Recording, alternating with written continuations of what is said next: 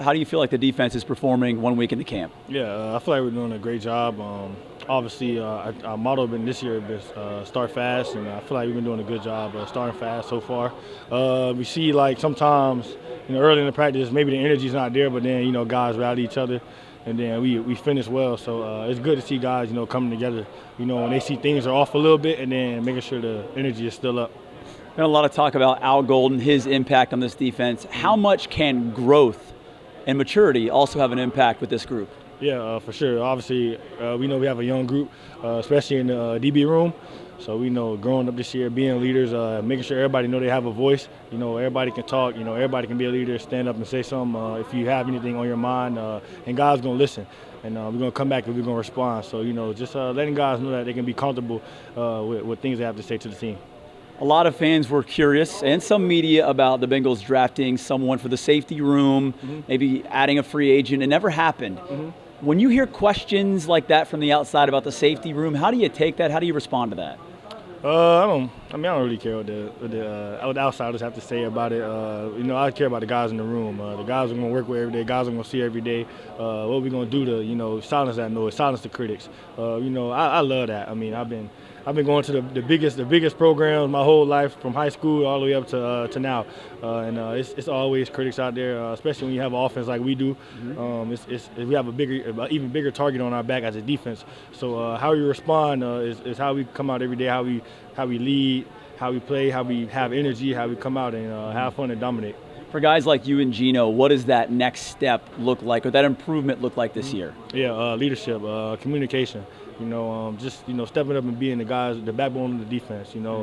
Whenever guys need a call, give them the call. Making sure guys are comfortable before we even go on the field. So everybody's comfortable and they're able to play fast. When we go out there and they're clear-minded. When we come out and break the huddle and the offense break their huddle. See what they're in. Call out a play. If we're watching film a lot, we should know a lot of times what we're going to get out of certain formations. So just keeping guys aware of those things, and then like I said, allowing us to play fast.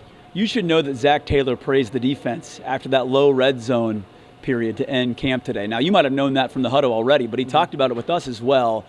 You're talking some trash to Mike Gesicki. How much do you enjoy plays like that? Yeah, I love it. Obviously, Mike, I already told him, I say, Mike, I'm gonna talk every day. I'm gonna talk every day. You heard him respond today. Did you say shut your mouth or something? Yeah, you heard him respond today. So it's gonna be like that every day. It's just tough competitiveness, good competitive, good competition every day. Obviously, Mike's a top tight end in the league, so it's fun when I get to cover a guy like that every day and get better.